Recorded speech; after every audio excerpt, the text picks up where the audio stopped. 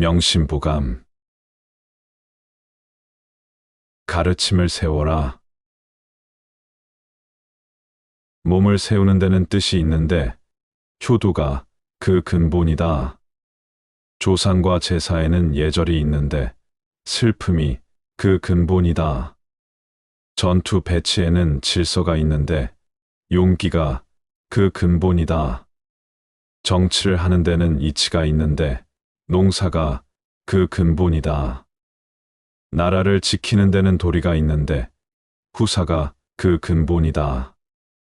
재화를 생산하는 데는 시기가 있는데 노동력이 그 근본이다. 정치를 하는 요체는 바로 공정함과 청렴함이다. 집안을 이루는 도리는 바로 검소함과 부지런함이다. 책을 읽는 것이 집안을 일으키는 근본이다. 이치를 따르는 것이 집안을 지키는 근본이다. 부지런하고 검소한 것이 집안을 다스리는 근본이다. 화목하고 순종하는 것이 집안을 가지런히 하는 근본이다. 일생의 계획은 어릴 때 세운다. 1년의 계획은 봄에 세운다. 하루의 계획은 새벽에 세운다. 어릴 때 공부하지 않으면 늙어서 아는 것이 없다. 봄에 밭 갈지 않으면 가을에 거둘 것이 없다. 새벽에 일어나지 않으면 그날에 할 일을 하지 못한다. 5가지 가르침의 조목이 있다. 첫째, 부모와 자식 사이엔 친애가 있어야 한다. 둘째, 임금과 신하 사이엔 의리가 있어야 한다. 셋째, 남편과 아내 사이엔 분별이 있어야 한다.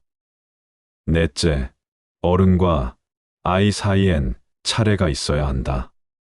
다섯째, 친구와 친구 사이엔 믿음이 있어야 한다. 3가지 별이가 있다. 임금은 신하의 별이이다. 부모는 자식의 별이이다. 남편은 아내의 별이이다. 충신은 2 임금을 섬기지 않고 열녀는 2 남편을 거치지 않는다. 벼슬살이 할 때는 공평함이 제일이고 재물을 대할 때는 청렴함이 제일이다. 말은 성실하게 하라. 행동은 공경스럽게 하라. 음식은 절도 있게 먹으라. 글씨는 반듯하게 써라. 용도는 단정하게 하라. 옷매무새는 깨끗하게 하라. 걸음걸이는 편안하게 하라. 거처는 조용하게 하라. 일은 계획을 세워 시작하라. 말을 하였으면 반드시 실천하라. 늘 덕성을 견지하라. 허락은 신중히 하라. 착함을 보면 내 일처럼 기뻐하라. 나쁨을 보면 내 병처럼 미워하라. 이 14가지를 나는 아직 깊이 성찰하지 못하였다.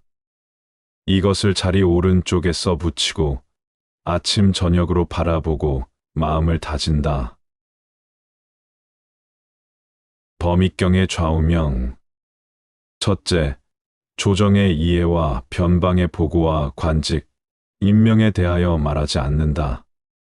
둘째, 지방 관원의 장단점과 득실에 대하여 말하지 않는다. 셋째, 여러 사람이 저지른 잘못된 일과 나쁜 일에 대하여 말하지 않는다. 넷째, 벼슬자리에 나아가 관직에 있으면서 시세를 엿보다 세력에 빌붙는 일에 대하여 말하지 않는다. 다섯째, 재물과 이익이 많고 적응과 가난을 싫어하고 부자 되기를 원한다고 말하지 않는다. 여섯째, 음란하게 희롱하며 여색을 평하는 말을 하지 않는다. 일곱째, 다른 사람의 물건을 요구하거나 술과 밥을 얻으려는 말을 하지 않는다. 또 다른 사람이 부탁한 편지를 중간에 뜯어보거나 지체해서는 안 된다. 다른 사람과 같이 앉았을 때 그의 사적인 글을 엿보아서는 안 된다. 다른 사람의 집에 들어갔을 때 써놓은 글씨를 보아서는 안 된다. 다른 사람의 물건을 빌려서는 손상시키거나 돌려주지 않는 일이 있어서는 안 된다. 음식을 먹을 때는 가려 먹어서는 안 된다. 다른 사람과 같이 있으면서 자기만 편하려고 해서는 안 된다. 다른 사람의 부귀를 무턱대고 부러워하거나 괜히 배알이 틀려 헐뜯어서는 안 된다. 이 몇 가지 일을 어긴다면 그 마음 씀씀이가 현명하지 못함을 알 것이니 마음을 바르게 하고 몸을 닦는 데에 크게 해로운 점이 있을 것이다. 그래서 이 글을 써두고 스스로 마음을 굳게 다진다. 무왕이 태공에게 물었다. 사람이 세상을 살아가는 데에 있어서 왜 귀천과 빈부가 고르지 않습니까? 원컨대 그대의 설명을 들어 이것을 알고자 합니다. 태공이 대답하였다. 부귀는 성인의 덕과 같아서 다 천명에 달려 있습니다. 부유한 사람은 쓰는데 절제가 있고 부유하지 못한 사람은 집안에 10가지 도둑이 있기 때문입니다. 그러자 무왕이 물었다. 10가지 도둑이 무엇입니까? 태공이 이렇게 대답하였다. 곡식이 다 익었는데도 거두지 않는 것이 첫째 도둑입니다. 거두어들여 쌓는 일을 잘 마무리하지 않는 것이 둘째 도둑입니다. 아무 일 없이 불을 환히 켜놓고 잠이나 자는 것이 셋째 도둑입니다. 게을러서 밭에 나가 일하지 않는 것이 넷째 도둑입니다. 일을 이루기 위해 노력하지 않는 것이 다섯째 도둑입니다. 교활하고 해로운 일만 하는 것이 여섯째 도둑입니다. 딸을 너무 많이 기르는 것이 일곱째 도둑입니다. 낮잠을 자고 일어나기를 게을리하는 것이 여덟째 도둑입니다. 술과 환락을 탐하는 것이 아홉째 도둑입니다. 남을 몹시 질투하는 것이 열째 도둑입니다. 그러자 무왕이 물었다. 집안에 10가지 도둑이 없는데도 부유하지 못한 것은 무엇 때문입니까? 태공이 이렇게 대답하였다. 그런 사람의 집에는 반드시 3가지 덜어내는 것이 있을 것입니다. 무왕이 물었다. 3가지 덜어내는 것은 무엇입니까? 태공이 대답하였다. 창고가 새거나 넘치는데도 단도리를 하지 않아서 쥐와 새들이 마구 먹어버리는 것이 첫 번째 덜어내는 것입니다. 거두고 심는 적절한 시기를 놓쳐버리는 것이 두 번째 덜어내는 것입니다. 곡식을 버리고 흩뜨려 함부로 하는 것이 세 번째 덜어내는 것입니다. 그러자 물었다. 집안에 3가지 덜어내는 것이 없는데도 부유하지 못한 것은 무엇 때문입니까? 태공이 이렇게 대답하였다. 그런 사람의 집에는 첫째 어긋남, 둘째 그름, 셋째 미련함, 넷째 이름, 다섯째 거스름, 여섯째 나쁨, 일곱째 곁다리낌, 여덟째 볼품없음, 아홉째 어리석음, 열째 억지씀이 반드시 있어서 재앙을 스스로 불러들이는 것이지 하늘이 재앙을 내리는 것이 아닙니다. 그러자 무왕이 말하였다. 원컨대 그 내용을 모두 듣고 싶습니다. 태공이 이렇게 대답하였다. 아들을 기르며 가르치지 않는 것이 첫째 어긋남입니다. 어린아이를 훈계하지 않는 것이 둘째 그름입니다.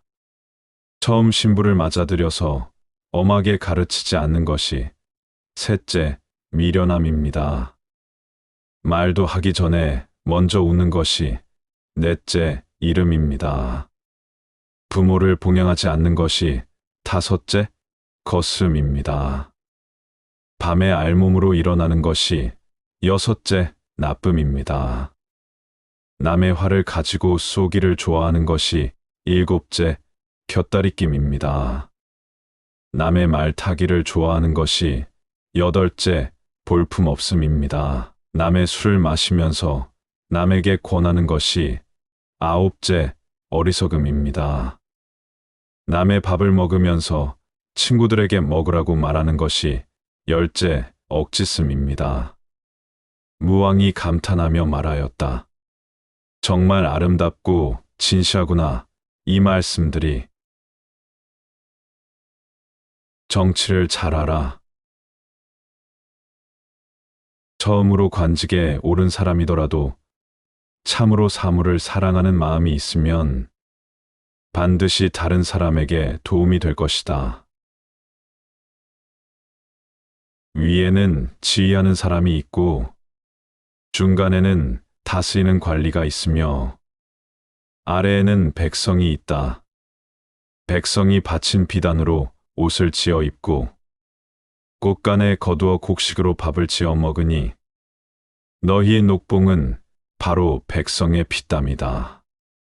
아래의 백성은 학대하기 쉽지만 위에서 내려다보는 저 푸른 하늘은 속이기 어려우리라.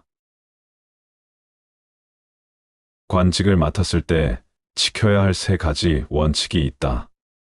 청렴과 신중과 근면이다. 이 세 가지를 알면 몸가짐의 방법을 알 수 있다. 관직에 있는 사람은 반드시 환έμ을 경계하라. 일에 잘못이 있을 때는 자세히 살펴서 처리하면 반드시 적절하게 될 것이다.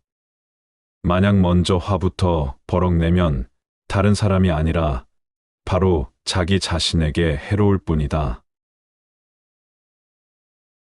도끼에 맞아 죽더라도 바르게 간하고 가마솥에 넣어 삶아 죽더라도 옳은 말을 다하면 이 사람이 바로 충신이다. 집안을 잘 다스려라. 손 아래 사람들은 큰 일이든 작은 일이든 제멋대로 하지 말고 반드시 집안 어른께 여쭤보고 해야 한다. 손님 접대는 풍성하게 하고 살림살이는 검소하게 하라. 못난이는 아내를 두려워하고 현명한 아내는 남편을 공경한다. 아랫사람을 부릴 때 먼저 그들이 배고프고 춥지 않은지 염려하라. 자식이 효도하면 부모님이 즐거워하고 집안이 화목하면 모든 일이 다 잘 된다.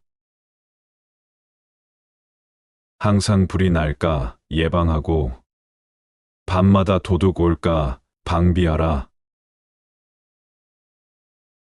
아침밥과 저녁밥이 이른지 늦은지를 보면 그 집안이 흥할지 망할지 점칠 수 있다. 시집 가고 장가들면서 재물을 따지는 건 오랑캐의 도리이다. 의리 있게 살아라. 사람이 있은 뒤에 부부가 있고 부부가 있은 뒤에 부자가 있고 부자가 있은 뒤에 형제가 있다. 한 집안의 친족은 이 셋뿐이다. 여기에 나아가 구족에 이르기까지 모두 이 삼친의 뿌리를 둔다. 그러므로 인륜에서 가장 중요한 것이니 돈독하게 하지 않으면 안 된다. 형제는 손발과 같은 존재다. 부부는 옷과 같은 존재다. 옷은 떨어지면 다시 새 것을 얻을 수 있지만 손과 발이 끊어지면 다시 잊기 어렵다.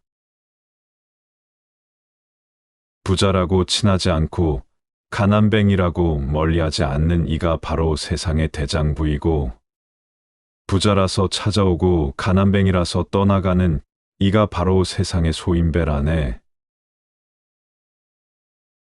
예절을 따르라. 군자가 용기만 있고 예의가 없으면 세상을 어지럽게 하고, 소인이 용기만 있고 예의가 없으면 도둑이 된다. 조정에는 벼슬 이상 가는 게 없고, 마을에는 나이 이상 가는 게 없고, 세상을 돕고 백성을 다스리는 데는 덕스러움 이상 가는 게 없다.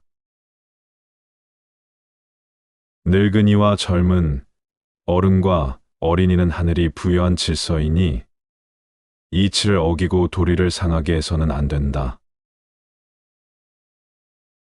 문을 나설 때는 마치 큰 손님을 뵈듯이 하고, 방으로 들어설 때는 마치 사람이 있는 듯이 하라. 다른 사람이 나를 정중히 대해 주길 바라거든 우선 내가 다른 사람을 정중히 대해야 한다. 아버지는 아들의 훌륭함을 말하지 않고, 아들은 아버지의 허물을 말하지 않아야 한다.